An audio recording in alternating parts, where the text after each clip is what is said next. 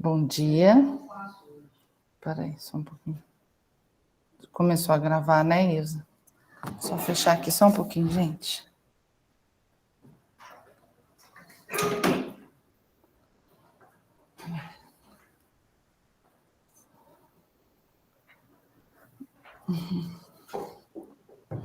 Só um segundinho. Bom dia a todos e todas. Desculpa o início mais tarde, apesar de eu sair mais cedo, cheguei mais tarde. Eu queria dar boa semana para todos e hoje a reunião fica a cargo do setor de obstetrícia e a gente vai ter a discussão de um tema que eu acho que faz um tempo bom que a gente não tem, né, professor? Né? Que é sobre citomegalovírus. E hoje quem vai apresentar é o professor Geraldo Duarte. E é um prazer, professor, ter o senhor aqui com a gente, falando de um tema que eu acho que faz pelo menos uns 2 anos que a gente não discute. Muito bom. Bom dia, Carol. Bom dia a todos. Mesmo que virtualmente, sintam-se acolhidos e abraçados nesse espaço virtual de ensino e aprendizado. Inicialmente, eu agradeço ao departamento, da pessoa da Carol, ao meu setor, por essa oportunidade para discutir um tema que é desafiador, tanto que a gente não gosta muito dele por isso mesmo, porque ele mexe com o egocentrismo do médico, né? Egocentrismo no bom sentido, que a gente tem como o lema de sempre fazer o bem e fazer o melhor com melhores resultados. E o citomegalovírus, ele é aquela pedra angular, né? Ele é o ponto de inflexão que diz para nós: é preciso mais estudo para me entender, principalmente no período gestacional. E é sobre essas dúvidas que nós vamos conversar hoje e tentar trazer para vocês informações para deixar todo mundo bem informado, para que possam enfrentar a discussão como pessoas que estão ligados direto ou indiretamente no Departamento de Ginecologia e Obstetrícia da Faculdade de Medicina de Ribeirão Preto. Então, vamos lá. Eu vou partilhar a minha aula. Peço licença a vocês.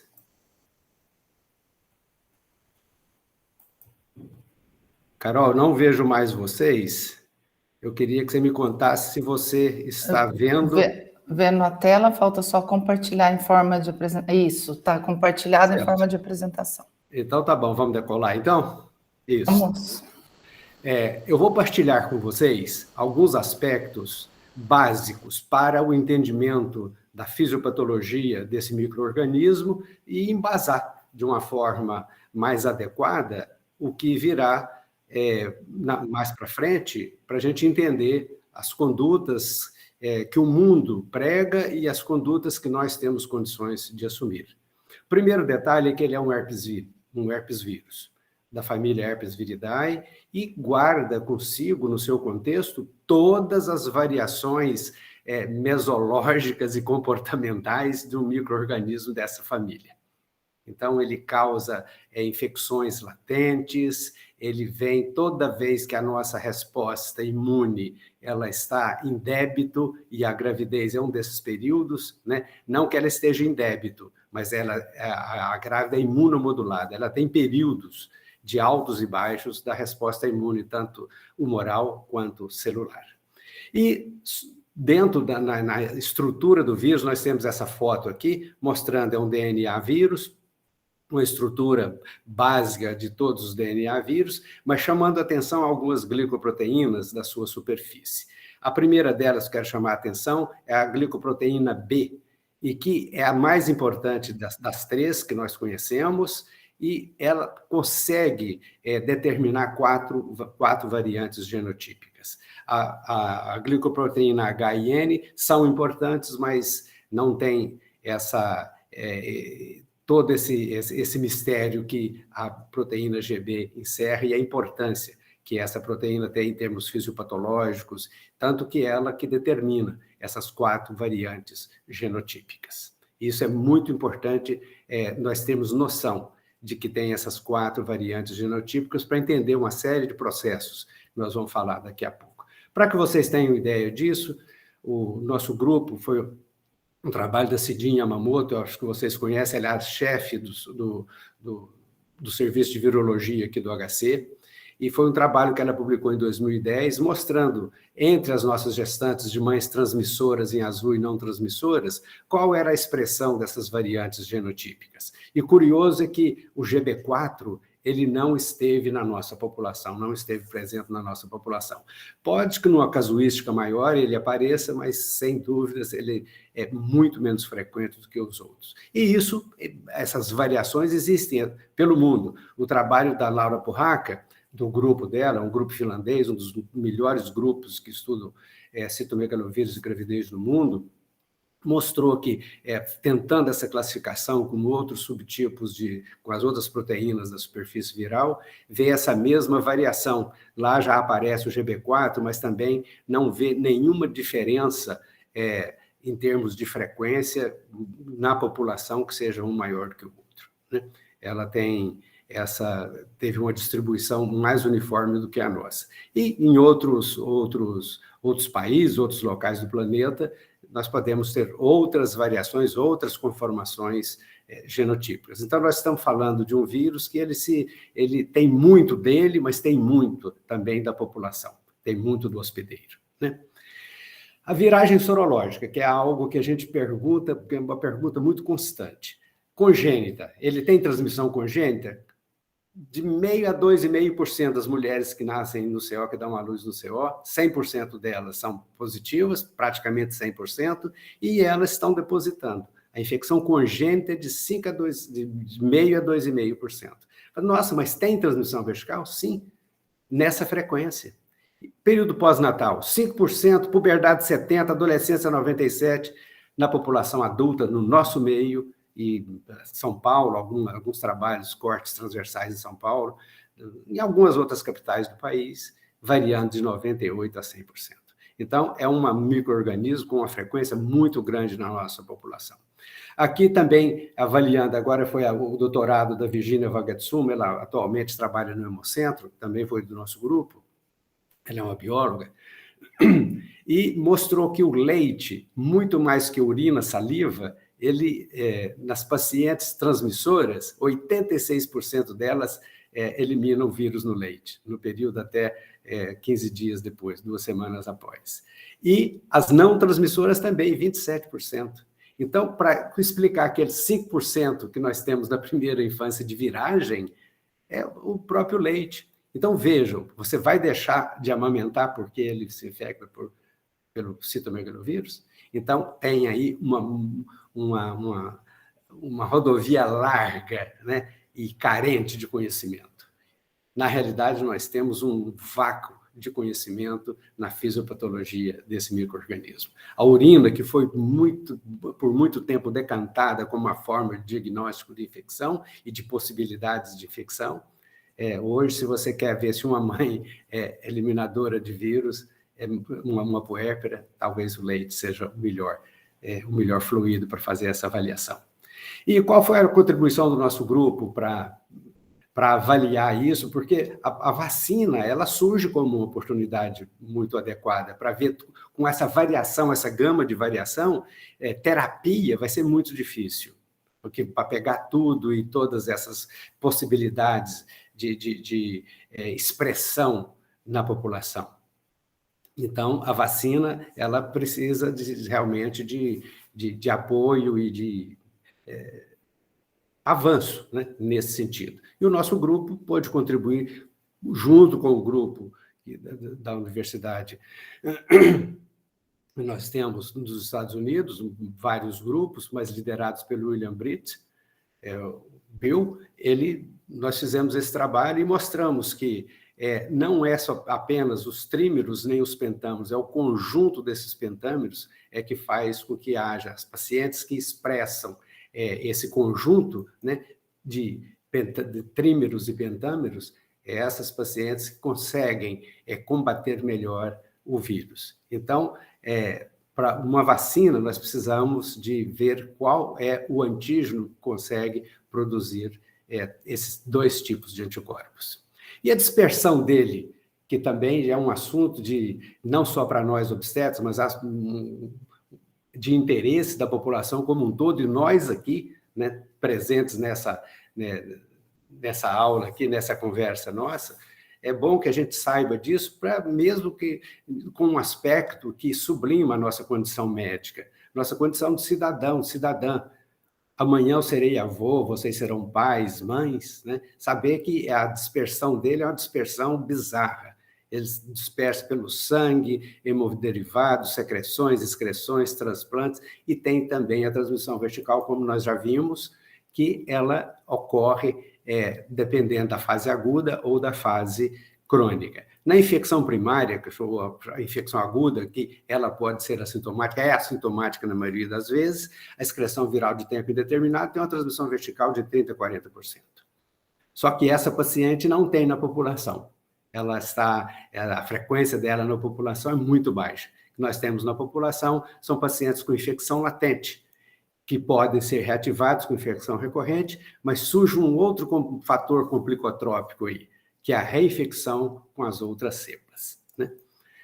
E essa infecção, ela se faz de uma forma muito curiosa. Ele tem o citomegalovírus, ele tem a capacidade de evadir do sistema imune e passar diretamente pela célula do trofoblasto, aqui do sincice, do citotrofoblasto, sem infectar essa célula. E tem também a possibilidade, igual o treponema pálido, ele pode infectar o cito e sincício. E também pode infectar o trofoblasto extraviroso.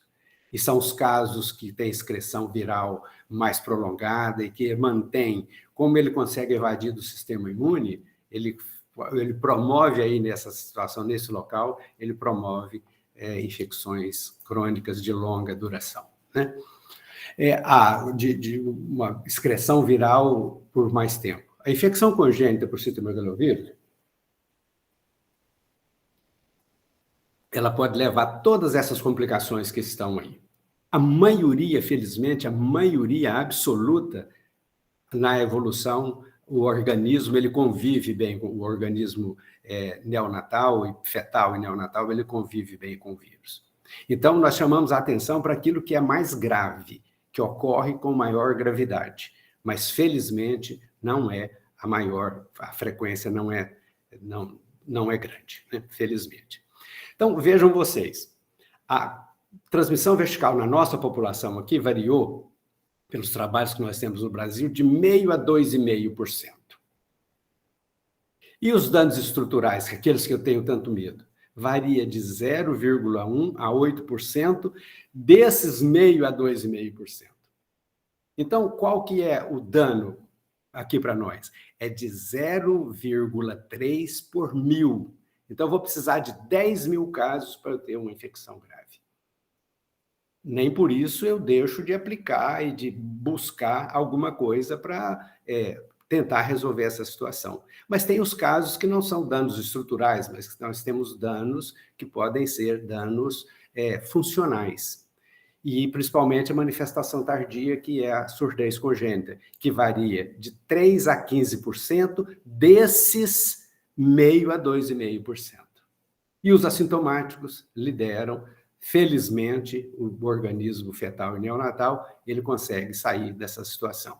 De novo, o trabalho finlandês da Laura Purraka, fez esse trabalho aqui bem recente, 2022, e foi estudar a perda auditiva, que é algo que nós temos medo. Toda aula que a gente vai falar cai em prova de residente, cai no TEGO, é a surdez, que tem no citomegalovírus a sua causa mais frequente.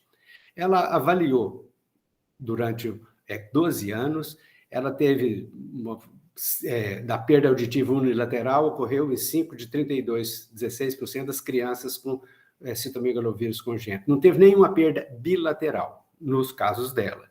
A perda auditiva unilateral ocorreu em 20% na infecção não primária. E, curiosamente, claro que números diferentes, mas os mesmos 20% nas crianças cujas mães tiveram infecção primária. Então, o dano, ele é igual tanto na fase aguda, as crianças que se infectaram de mães na fase aguda, ou aquelas que eram portadoras crônicas. Então, são dados assim, extremamente interessantes para que a gente tenha uma noção de que a infecção aguda é ruim. Mas quando o bicho passa, independente da infecção ser aguda ou crônica, depois que ele passou a linha divisória do gramado, que ele caiu na circulação fetal, o dano que ele faz é igual. E aí surge um outro fator complicotrópico, difícil da gente entender até que se comprovasse, que é a infecção com a nova cepa viral, um outro subtipo. E esse também nós contribuímos com esse trabalho, nós publicamos em 2012, né, com o pessoal dos Estados Unidos, e daquelas que foram mães de recém-nascidos infectados, que tiveram infecção com a nova cepa, 63%. Das crianças não infectadas, de recém-nascidos não infectados, que não tiveram infecção, é 37%. E aqui nós temos os complementos, né? Então, mostrando que nitidamente existe a reinfecção. E depois desse trabalho, vários outros trabalhos na literatura mostrando que a reinfecção ela é possível. São estudos difíceis, né? Então, nós temos 3 perguntas sobre o tema. Compensa incluir a pesquisa? Como se faz o diagnóstico da infecção fetal, materna e fetal, e como está o tratamento fetal hoje? Como é que se faz, compensa incluir a pesquisa? Essa é a primeira pergunta que nós vamos responder. Esse foi o primeiro trabalho que nós fizemos, foi uma iniciação científica com Elaine. Elaine hoje é ginecologista na cidade, eu esqueci o sobrenome dela, mas é uma médica japonesa, descendente de japoneses, que trabalha na cidade. A Elaine fez esse trabalho, então, aqui, mostrou, isso aqui foi em 94, gente, já mostrou que 100% das nossas puérperas eram portadoras do citomegalovírus. Elas tinham uma sorologia positiva para citomegalovírus. Como é uma infecção viral herpética, eu posso dizer que elas eram portadoras, porque não há como você... não existe prova de cura nessas infecções. Mas esse trabalho, logo depois, 2002, 8 anos depois, uma avaliação meta-analítica do Michael Gaitant, ele mostrou que quanto maior é a incidência, a soroprevalência na população, maior a incidência de transmissão vertical, em termos numéricos. A infecção crônica na população é mais importante do que a infecção aguda, em termos numéricos. Uma passa mais, mas não existe essa paciente na população. Ela existe numa frequência muito baixa. Por outro lado, a transmissão vertical de 0,5% a 2,5% na infecção nas pacientes, nas populações cronicamente infectadas, mas toda paciente que nasce no CO está depositando ali de 0,5% a 2,5%. Então, em termos numéricos, a infecção crônica no mundo, ela é mais importante. E, de novo, a Laura Purraca, o grupo dela mostrando que ela agora fazendo um trabalho prospectivo, né, trabalho também com 12 anos, a frequência, independente dos locais da Finlândia, 54% a 86% de prevalência, bem diferente da gente. Agora, vamos ver como é que foi isso em termos de doenças, né? A taxa de infecção congênita foi de 0,2, um pouco mais baixa do que a nossa variação, e a taxa de complicações dela foi de 0,7, 0,3 por 1.000.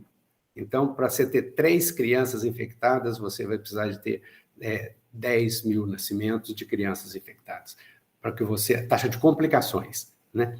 Você precisa de ter uma frequência, um número muito grande de pessoas portadoras do vírus, infectadas, para poder apresentar as complicações no número que você tem que criar um serviço para poder fazer o atendimento, etc, etc. Tanto que esses dados, desta forma, fizeram com que todas as sociedades de pediatria, elas incrementassem os diagnósticos pós-natais, para a busca de tratamento precoce no período pós-natal. Inclusive, o nosso serviço aqui, eles fazem as avaliações dessas, não das mães, mas de todas as crianças, né? Eles buscam as crianças.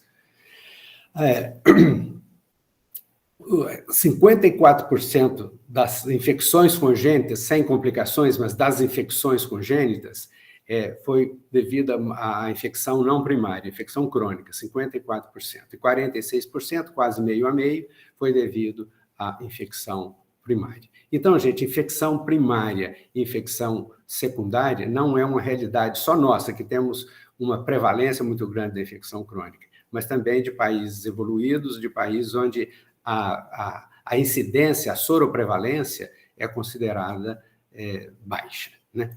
É considerada baixa. Esse trabalho aqui já vem com um grupo que trabalha muito pró-busca, né, dessas infecções agudas, o grupo francês, e eles mostraram dados assim, muito interessantes. No período pré-concepcional, infecção crônica, a taxa de transmissão ela é de 5,5% e eles não avaliaram a taxa de sequela fetal. O que eles avaliaram é que mulheres que se infectam no período periconcepcional têm uma taxa de transmissão de 21% e de sequela de 28%. O que é periconcepcional? 4 antes, 6 semanas depois.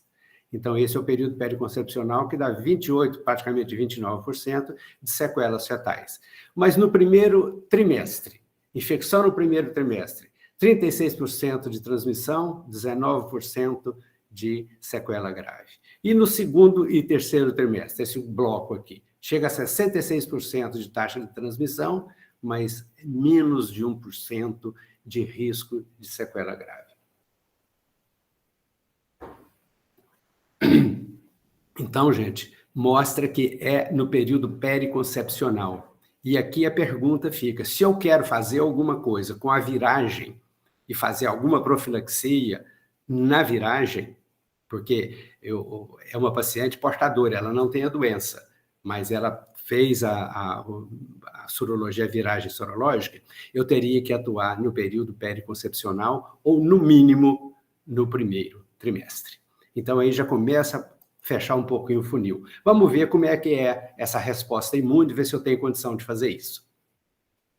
Aqui nós temos a viragem sorológica, a presença de IgM e IgG, a IgM e IgG, a IgM com 2 padrões, tem a paciente que negativa e a paciente que fica por longo tempo, tem paciente que fica a vida inteira com IgM positiva, né?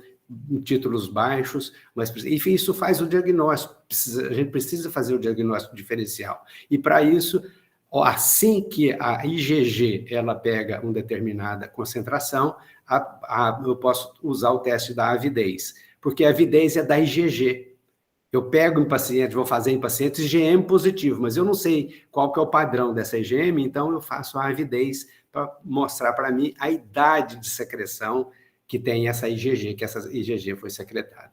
Então, o teste da avidez, ele vai me dar aí um período para o teste da avidez para citomegalovírus de 12 semanas. Ele aproxima até 12 semanas. Então, mas ele precisa de pelo menos um mês para poder você fazer o diagnóstico diferencial. Então, se eu faço a sorologia, se essa paciente eu vou fazer o screen de todo mundo, até eu ter condição de fazer esse diagnóstico de uma infecção aguda, já tem que ter tido um mês dessa infecção. E aí já pode ter ido o burro e o tocador do burro. Estou mostrando as limitações para ver também as propagandas que se faz para o diagnóstico precoce, que são louváveis. São profissionais e cientistas que estão buscando alguma coisa, mas é preciso que a gente avalie isso à luz do conhecimento, à luz daquilo que nós podemos fazer. Um dos maiores advogados é o Yves Ville, é um francês, um pesquisador francês, e ele advoga mesmo, publicou esse trabalho no MFM do American Journal, no suplemento do American Journal, uma revista, né, do American Journal, e a pergunta, ele é como se ele colocasse uma faca no pescoço de todos os pesquisadores. E eu traduzi aqui como é que ele falou. Defendendo a triagem sorológica para citomegalovírus. Ele termina assim, o título do trabalho. Se você não sabe para onde está indo, você pode chegar em outro lugar. Vejam. Então, é realmente um desafio muito grande, e ele é um dos maiores, o grupo dele, né, é um dos maiores defensores da sorologia para todo mundo, e isso tem influenciado alguns grupos europeus que viajaram aí nessa possibilidade e agora já estão colocando o pé no freio, porque sabe-se que existem limitações muito, muito sérias. E tem esse trabalho aqui da Fischer, que fez um estudo americano de custo-efetividade e mostrou que os resultados para o tratamento, e o tratamento que prevaleceu é o valaciclovir, poderiam compensar como tratamento, não como profilaxia. Então, como tratamento, é uma coisa diferente. É a criança que já está comprometida e que você pode fazer um tratamento. Mas você fazer profilaxia em cima de uma sorologia positiva já é extremamente complicado, então os americanos não compraram. Então, a primeira pergunta, se compensa incluir na rotina laboratorial pré-natal, talvez em populações de baixa prevalência do CMV e elevado poder aquisitivo. Não está para países em desenvolvimento, de maneira alguma mostrei todas as limitações para que a gente pudesse fazer isso. E como se faz o diagnóstico da infecção materna? Eu tenho uma linha de ação, né, gente? Eu tenho que, já que eu não faço a busca sorológica, eu tenho uma linha de ação. Eu identifico fetos com suspeita diagnóstica no ultrassom, que faz isso para a gente, ou na avaliação clínica, aumento do líquido amniótico, infecção aguda do líquido amniótico. Então, eu só vou avaliar crianças potencialmente comprometidas, que têm algum tipo de infecção e que ela manifesta com comprometimento orgânico ou não, às vezes apenas funcional, com aumento do líquido amniótico, é nessa população que eu vou identificar a infecção materna, se a mãe está infectada, e confirmar a infecção fetal. E nós vamos falar, então, dessa infecção fetal. E o tratamento, para nós aqui em Ribeirão, nós fazemos o tratamento pós-natal precoce. E é o mesmo da Sociedade de Medicina Materno-Fetal, uma sociedade internacional, mas nos Estados Unidos. Eu não sei Renato, fecha o seu microfone. Não o meu, não, né? Não, é o do Renato. Não, eu vou falando aqui. Então, gente, essa é a primeira figura que nós temos. A primeira, que pode dar uma pista para a gente, que é o aumento do líquido amniótico, ou, se eu pego numa fase mais tardia, que já tem dano placentário, eu posso pegar óligo-âmnio. Tudo isso entra no diagnóstico diferencial. A Sociedade de Medicina Materno-Fetal já mostrou quais são até as frequências que todas as alterações graves que nós temos que procurar quando nós temos dúvida sobre o citomegalovírus. Todas as alterações possíveis, né? Elas são raras, né? Mas quando elas aparecem, eu tenho que pensar no citomegalovírus. Essas são das mais temidas, a calcificação, muita calcificação, né? Calcificação é um dado muito curioso, né? Porque a calcificação em si, ela passa a ser um corpo estranho, mas ela é um processo de defesa. Todo dano celular, o organismo, a natureza, ela migra, ela cimenta, ela vai lá, olha, tem algo que nós não sabemos, não conhecemos, está lesando o tecido, vai lá e cimenta. Vai lá e cimenta e contenha isso. Esse é o processo de calcificação.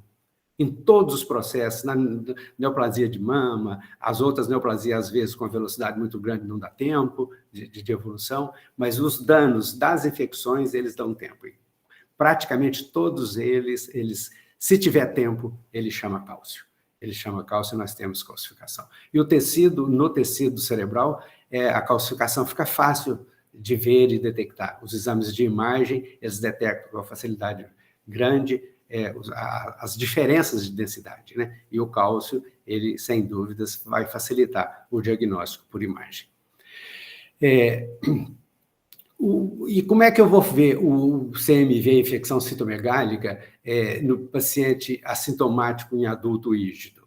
Adulto rígido não dá isso. A grávida pode ter muito raramente, por quê? Porque ela é imunomodulada. Mas nós não temos. Eu não me lembro de ter um aluno que faltasse de uma prova, de uma aula, porque estivesse com CMV, infecção por CMV. Se eu tenho algum problema imune, ou passageiro, como é da infecção em gestante, eu posso ter, mas é muito difícil. E aí, nós vamos voltar naquele gráfico para falar do diagnóstico. O diagnóstico baseado na IgM e IgG. Se a IgM está positiva, eu preciso fazer o teste da avidez para poder saber qual que é a idade dessa IgG. E são 3 meses, né, são 12 semanas a avidez para IgG. Nós, aqui no hospital, nós não temos a IgG, o teste da avidez para citomegalovírus. Então, você vê, numa população que, epidemiologicamente, ela é considerada de uma prevalência muito grande, é muito difícil nós termos a infecção aguda, né? E, de novo, o teste da avidez, para pesquisa, nós temos. O trabalho da Virginia mostrou isso, né? E ele consegue fazer essa diferença, né, da infecção aguda da infecção crônica. Trouxe esse dado aqui só para mostrar isso, que ele realmente faz a diferença, né? Ele consegue fazer isso. Como é que eu faço o diagnóstico, então, da infecção fetal, gente? Biópsia de vírus corial, nem pensar, não precisa, você até vai invadir num período muito perigoso e a culpa fica na punção. Mesmo que dê positivo para citomegalovírus, que tem risco de dar positivo, mas a culpa vai ficar, se eventualmente perder essa gestação, vai ficar pela punção. Então, do ponto de vista legal, é melhor, porque não vai acrescentar. Quem vai dar o diagnóstico mesmo é a amniocentese. A ecografia tria, né? Também não dá diagnóstico, nem ela, nem o MRI, não dá o diagnóstico, ela indica, e fazemos a amniocentese. Eu quero fazer cordocentese, tudo bem, mas não vai. A amniocentese tem resultados melhores do que a cordocentese em termos de efetividade. Além do mais, a amniocentese é muito mais fácil de fazer e o risco que você tem de acidentes é muito menor. Então, a amniocentese, do jeitinho que acontece, pelos mesmos princípios que nós preferimos a amniocentese, também na toxoplasmose. Aqui, os princípios são os mesmos. Podemos fazer tudo isso daqui, ELISA, cultura em fibroblasto, fizemos muito cultura em fibroblasto, hoje é mais limitado, só para pesquisa. O ELISA pode ser feito, mas também não funciona, não dá diagnóstico. Quem manda mesmo, gente, é o PCR. Biologia molecular, sem a biologia molecular, você brinca de que está fazendo boa medicina.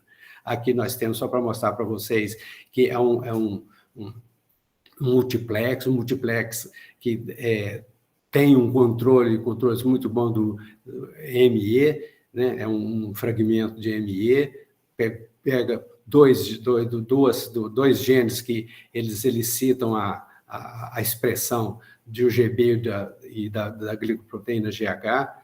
Então, o nosso multiplex ele se baseia nesses três, nesse um controle, né? E dois genes da expressão da GB e da glicoproteína H.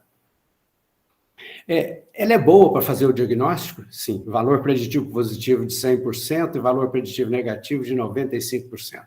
Um trabalho hercúleo, mas liderado pelo pessoal da Northwestern de Chicago. Trabalho muito que a gente segue, achou muito bom que ele fosse publicado, já segui os trabalhos anteriores deste grupo lá de Chicago, e agora ele conseguiu, com essa publicação de 22, ele sacramentou de que o diagnóstico da infecção fetal é mesmo por amniocentese. Por outro lado, e isso eu falei muito no passado, viu, gente?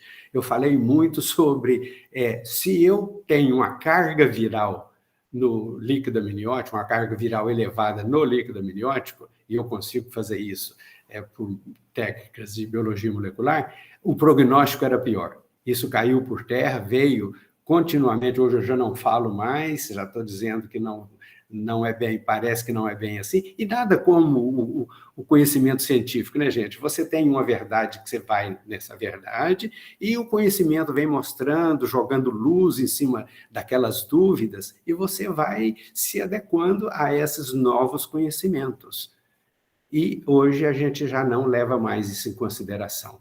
E esse trabalho da Helena Mapa, ele mostrou um trabalho de muita gente, Asma Khalil, que é muito conhecido do Conrado, eu não sei se o Conrado está nessa conversa nossa aqui hoje, mas fez um estudo multicêntrico mostrando que a carga viral não serve para indicar prognóstico, né? Então, a gente deixou de falar. Se vocês lerem trabalhos nesse sentido, não é essa a tendência, a nossa tendência. Nós deixamos de falar, nós deixamos até de fazer, nos casos que nós funcionávamos, de tentar fazer a quantificação.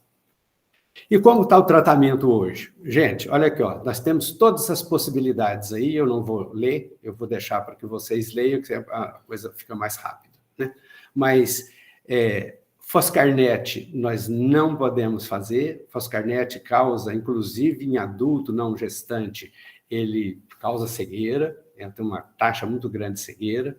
Aciclovir, você tem que dar um caminhão de aciclovir, porque senão não pega o CMV, pega o herpes simples, o tipo 1 e o tipo 2.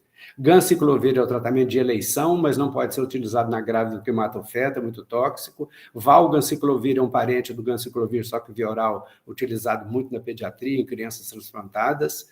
E ficou a imunoglobulina e o valaciclovir. A imunoglobulina, gente, ela teve uma briga muito grande na literatura, muito grande. Vários trabalhos, não vou mostrar nenhum.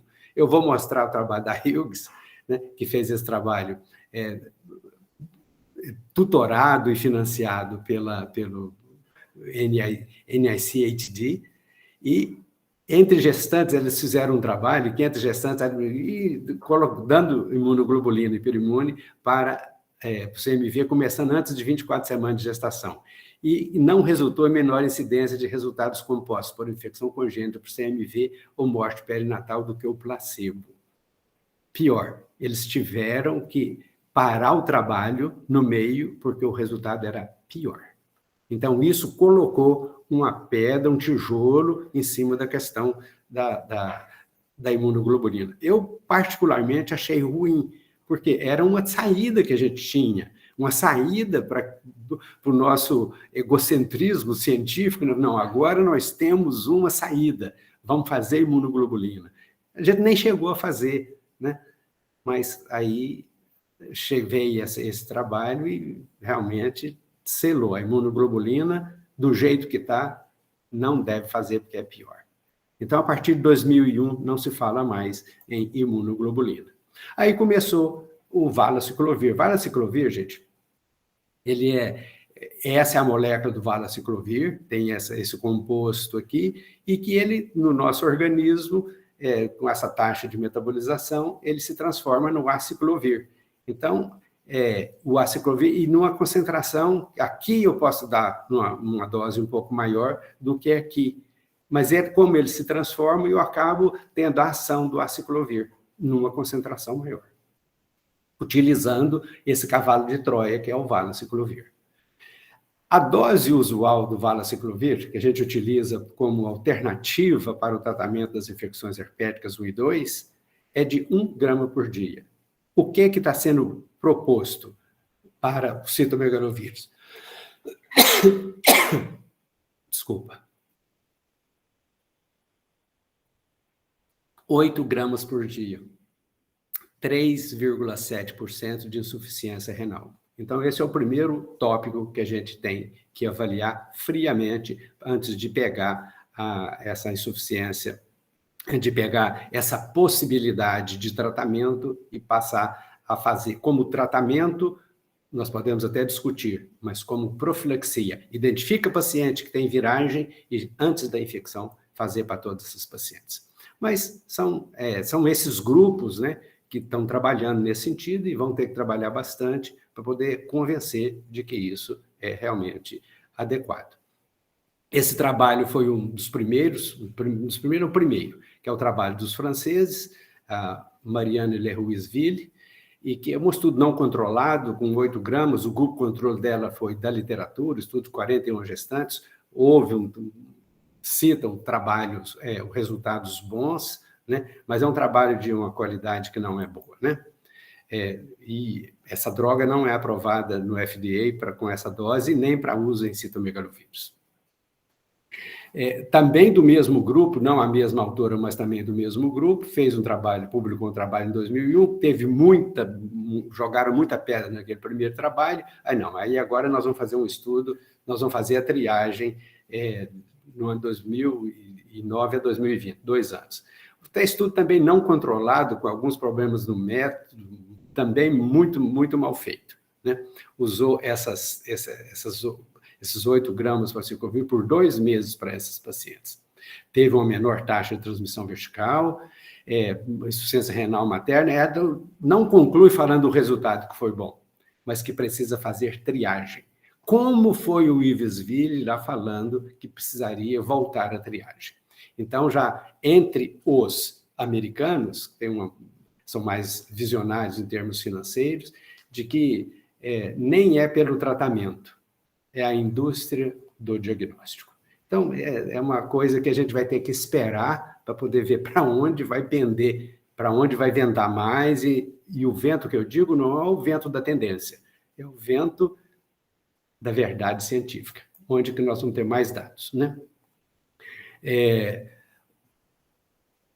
O valaciclovir aqui agora, num grupo italiano, os italianos, gente, na imunoglobulina, o estudo da imunoglobulina foi muito curioso. Um grupo fazia um trabalho por sim, que era bom, o outro grupo falava que não, que era ruim. O Marco de Santos, ele liderou esse trabalho aqui, avaliou 12 casos de CMV agudas e não mostrou nenhuma diferença estatisticamente significativa. Aí veio um outro grupo italiano, um grupo grande, né? O Migal Italy Study, Lorenzo Zamar, que foi o líder, mostrando que os resultados eram bons, né? E aqui ele mostrou, muito curioso, ele mostrou redução de pacientes sintomáticas e tal, mas quando ele faz a prospecção dessas crianças, os resultados eles não diferem muito da população. Mas o que ele chamou muita atenção? É porque lá a resolução da gravidez, o aborto ele é permitido, né? Ele reduziu a decisão das mulheres de interromper a gravidez em 65%. Então, é nisso que ele foca mesmo o resultado do trabalho. É um menor número de interrupção de gestações. Essa é a tônica do trabalho deles. Aí, de novo, veio os americanos e alguns autores americanos e autores europeus, a Khalil, a Asma Khalil, que, como eu disse inicialmente, é conhecida, bastante conhecida, ela é do mesmo serviço que o Conrado fez o pós-doc dele. Ela foi uma defensora forte, né, dessa busca. E nesse estudo meta-analítico, aqui, eles continuam que a administração pré-natal do valaciclovir deve ser considerada quando a confirmação de infecção materna por citomegalovírus no primeiro trimestre na sorologia, mas é preciso aguardar mais evidências para apoiar seu uso de uma forma protocolar. Então, também disse, parece que tem fogo, mas é preciso que a gente veja as possibilidades disso no primeiro trimestre. É bem claro que tem que ser no primeiro trimestre. E que ela reduz o risco da infecção congênita e aumenta a probabilidade de infecção assintomática. No entanto, nenhuma evidência de melhora significativa de outros desfechos perinatais adversos foi confirmada.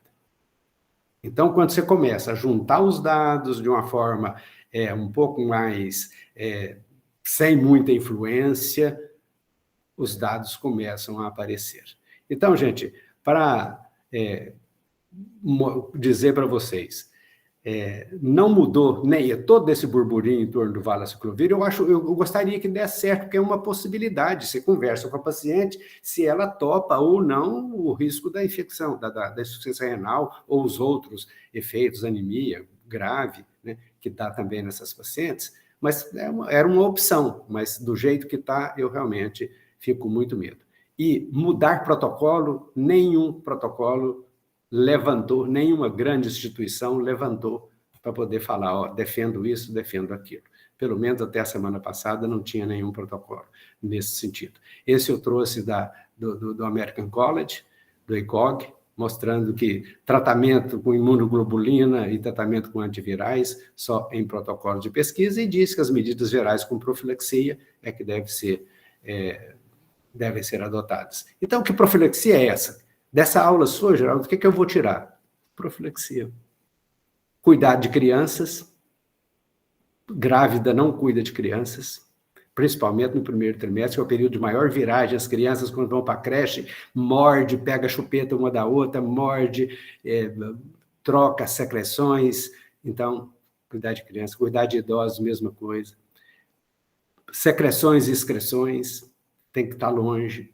Sexo tem que ser protegido, porque eu não sei se meu marido tem uma outra cepa viral. O sexo é protegido, mas não pode beijar, porque ele passa pela saliva também. Então, são desafios, né? São desafios. Uso de sangue, claro, cuidados. Então, os desafios continuam. E eles são extremamente difíceis de serem alocados. Primeira pergunta, que eu já vou adiantando, que eu não sei nem se vai dar tempo de a gente fazer a discussão, mas é sobre... Mas é a mãe que tem criança pequena. Então, vamos por partes. Se eu sou o professor Rui, o professor Ricardo, eles são gestores. E eles têm grávidas sobre que trabalham sob a sua responsabilidade. Eles têm que cuidar, eles podem e devem fazer alocação dessas gestantes.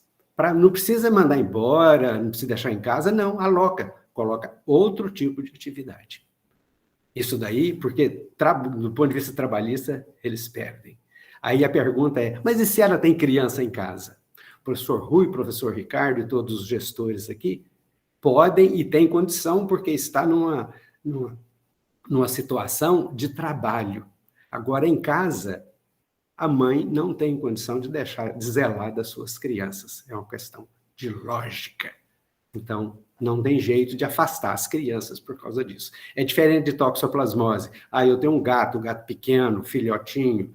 Claro que eu vou ficar longe desse gato, mas é diferente da criança. Então, nós temos que ver a medicina não apenas só do ponto de vista da ciência, mas do ponto de vista da vida. Que essas indicações de profilaxia aqui, de medidas profiláticas, de medidas comportamentais, elas são importantes e devem ser seguidas na medida do possível.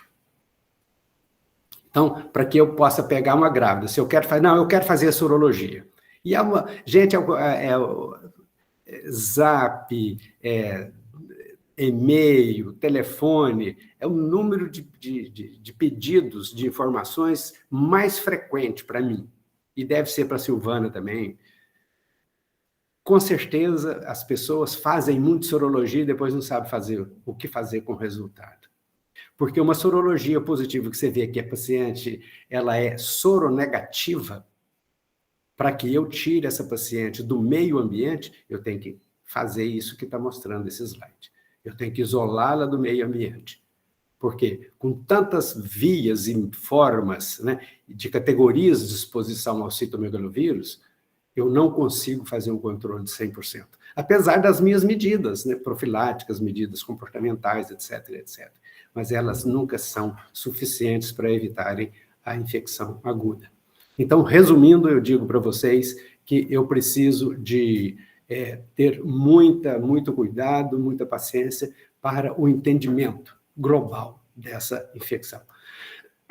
Então, com isso eu agradeço a paciência de vocês, o tempo que vocês estiveram aqui conosco. Agradeço a Carol novamente pela oportunidade de discutir um assunto tão difícil, tão espinhoso, como vocês viram, que foi esse assunto aqui hoje para nós, né? Eu estou disposto, eu não sei se a Carol vai abrir para perguntas, nós ainda temos 6 minutos aí. Sim, queria agradecer